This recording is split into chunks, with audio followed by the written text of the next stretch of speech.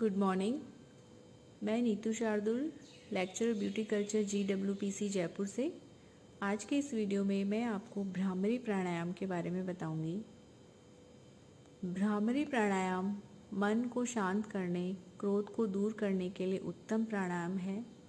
इससे मन की हताशा और निराशा दूर होती है। यह प्राणायाम काफ़ी सरल है और इसे दिन में किसी भी वक्त कहीं भी किया जा सकता है। भ्रामरी प्राणायाम मन की व्याग्रता मिटाने के लिए सटीक उपाय है। वास्तव में भ्रमर का अर्थ मधुमक्खी होता है और इस प्राणायाम को करते समय व्यक्ति बिल्कुल मधुमक्खी की तरह ही गुंजन करता है, इसलिए इसे भ्रामरी प्राणायाम कहते हैं। अब जानते हैं कि भ्रामरी प्राणायाम कैसे करें। भ्रामरी प्राणायाम करते समय यह सोचें कि आप समस्त ब्रह्मांड की सकारात्मक शक्तियों से जुड़े हुए हैं और आपके चारों तरफ सकारात्मकता फैली हुई है। अपने दोनों नेत्रों के बीच एक दिव्य प्रकाश के होने का आभास करें। यह महसूस करें कि आपका पूरा शरीर, आत्मा और मन उस दिव्य प्रकाश से प्रकाशित हो रहा है। अपने अंदर छुपी हुई खुशी और सच्ची शांति का आभास करें। सुखासन, सिद्धासन, पद्मासन, किसी भी आसन में बैठकर दोनों हाथों की उंगलियों में से अनामिका उंगली से नाक के दोनों छिद्रों को हल्का सा दबाकर रखें। तर्जनी को गाल पर, मध्यमा को आँखों पर और सबसे छोटी उंगलियों को होठ पर और अंगूठे से दोनों कानों के छिद्रों को बंद करें। फिर श्वास को धीमी गति से गहरा खींचकर अंदर कुछ देर रोककर रखें और फिर धीरे धीरे आवाज़ करते हुए नाक के दोनों छिद्रों से निकालें। श्वास छोड़ते वक्त अनामिका उंगली से नाक के छिद्रों को हल्का सा दबाएं, जिससे कंपन उत्पन्न होगा। जोर से पूरक करते समय भंवरे जैसी आवाज़ और फिर रेचक करते समय भंवरे जैसी आवाज़ उत्पन्न होगी। पूरक का अर्थ श्वास अंदर लेना और रेचक का अर्थ है श्वास को बाहर छोड़ना। इस प्राणायाम को करने से मन शांत होकर तनाव दूर होता है और इस ध्वनि के कारण मन ध्वनि के साथ बंध सा जाता है, जिससे मन की चंचलता समाप्त होती है और एकाग्रता बढ़ने लगती है। यह मस्तिष्क के अन्य रोगों में भी लाभदायक है। इससे हृदय और फेफड़े सशक्त बनते हैं, उच्च रक्तचाप सामान्य होता है, हकलाहट और तुतलाहट भी इसके नियमित अभ्यास से दूर होती है। योगाचार्यों के अनुसार पार्किंसंस, लकवा आदि स्नायुओं से संबंधित सभी रोगों में लाभ पाया जा सकता है। अब हम जानेंगे उज्जयी प्राणायाम के बारे में। उज्जयी का शाब्दिक अर्थ होता है विजय या जीतने वाला। इस प्राणायाम के अभ्यास से हम अपनी श्वास पर विजय प्राप्त कर सकते हैं।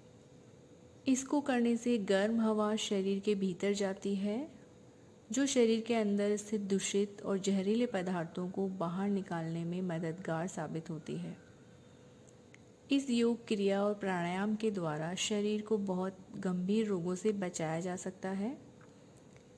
इसका अभ्यास 3 प्रकार से कर सकते हैं हम: खड़े होकर, लेटकर और बैठकर।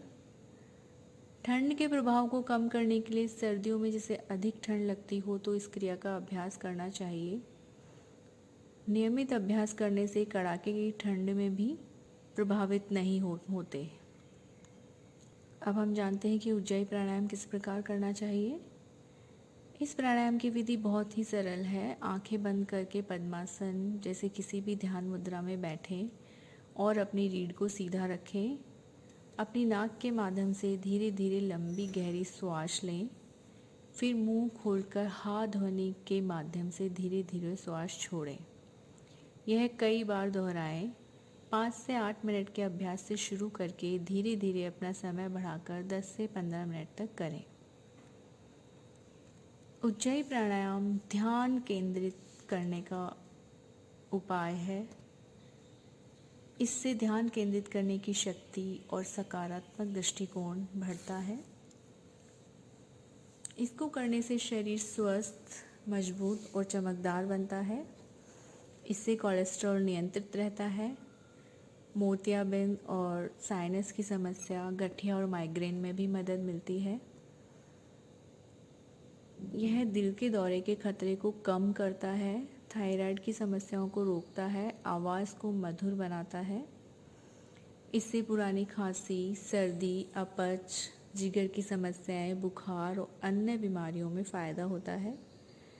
अस्थमा की समस्या और अन्य श्वास की बीमारियों में भी बहुत मदद मिलती है। अब हम कपालभाति प्राणायाम के बारे में जानेंगे।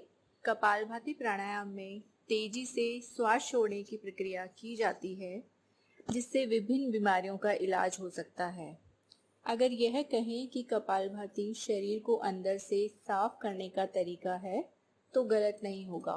कपालभाति दो शब्दों से मिलकर बना है, कपाल यानी माथा या ललाट, और भाति जिसका अर्थ है तेज।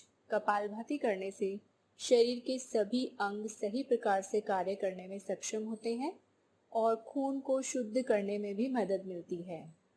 ऐसा कहा जाता है कि नियमित तौर पर कपालभाति करने से दिमाग शांत होता है और व्यक्ति के माथे पर उसकी चमक दिखने लगती है। अब हम जानते हैं कि कपालभाति प्राणायाम किस तरह से किया जाना चाहिए। अपनी रीढ़ की हड्डी को सीधा रखते हुए आराम से बैठ जाएं। अपने हाथों को आकाश की तरफ आराम से घुटनों पर रखें। एक लंबी गहरी श्वास लें। सांस छोड़ते हुए अपने पेट को अंदर की ओर खींचें। अपने पेट को इस प्रकार से अंदर खींचें कि वह रीढ़ की हड्डी को छू ले। जितना हो सके उतना ही करें। पेट की मांसपेशियों के सिकुड़ने को आप अपने पेट पर हाथ रखकर महसूस कर सकते हैं। नाभि को अंदर की ओर खींचें। जैसे ही आप पेट की मांसपेशियों को ढीला छोड़ते हैं, श्वास अपने आप ही फेफड़ों में पहुंच जाती है। कपालभाति प्राणायाम का एक राउंड को पूरा करने के लिए कम से कम 20 श्वास छोड़ें। एक राउंड खत्म होने के पश्चात विश्राम करना चाहिए। अपनी आंखों को बंद करें। अपने शरीर में प्राणायाम से प्रकट हुई ऊर्जा को महसूस करें। इस तरह से कपालभाति के 2 और राउंड को पूरा करें। कपालभाति प्राणायाम के बहुत सारे लाभ हैं, जैसे इस प्राणायाम को करने से चयापचय प्रक्रिया बढ़ती है और वजन कम करने में मदद मिलती है। इससे नाड़ियों का शुद्धिकरण होता है। यह प्राणायाम पेट की मांसपेशियों को सक्रिय करता है, जो कि मधुमेह के रोगियों के लिए बहुत ही लाभदायक है। यह रक्त परिसंचरण को ठीक करता है और चेहरे पर चमक बढ़ाता है। इससे पाचन क्रिया बेहतर होती है, जिससे पोषक तत्वों का शरीर में संचरण होता है। मस्तिष्क और ऊर्जान्वित होता है, मन को शांत करता है। अब हम भस्त्रिका प्राणायाम के बारे में जानेंगे। भस्त्रिका का अर्थ होता है धौंकनी। भस्त्रिका शब्द संस्कृत भाषा से लिया गया है।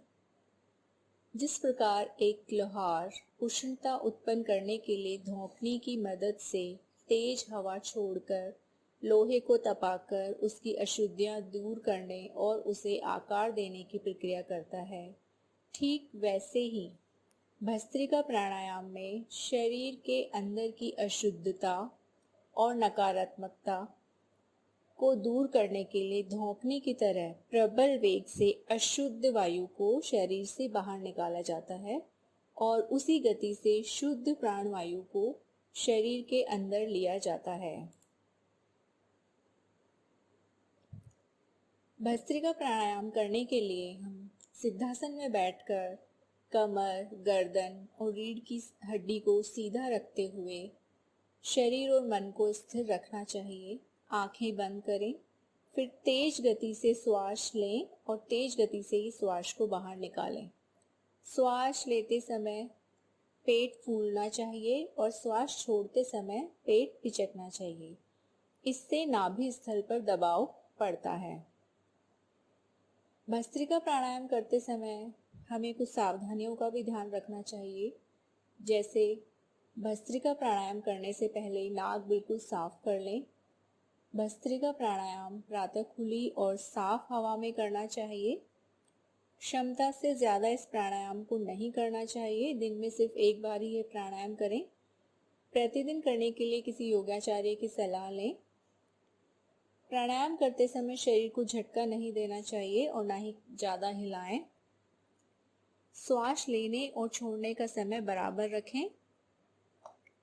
नया अभ्यास शुरू करते समय कम से कम 10 बार श्वास छोड़ और ले सकते हैं।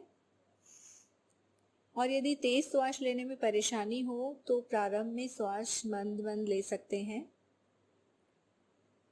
ध्यान रहे कि प्राणायाम दोनों नासिका छिद्रों के साथ संपन्न होता है। श्वास लेने और छोड़ने को एक चक्र माना जाएगा, तो एक बार में लगभग 25 चक्र कर सकते हैं।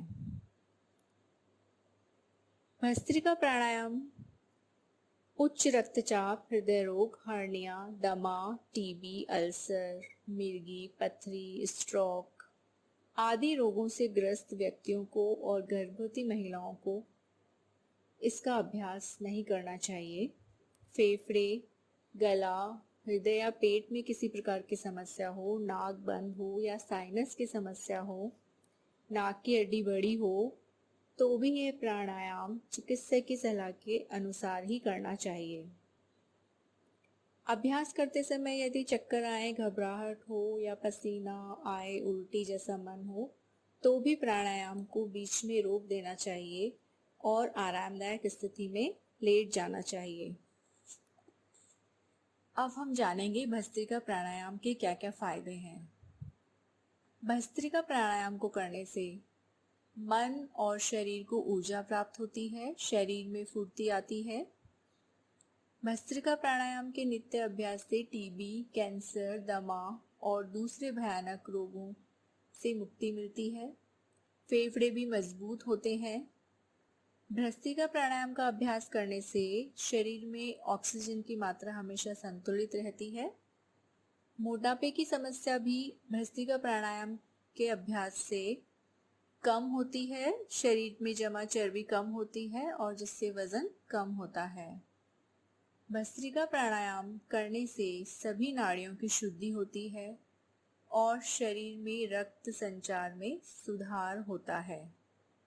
इसके साथ ही इस प्राणायाम के अभ्यास से पाचन शक्ति मजबूत होती है।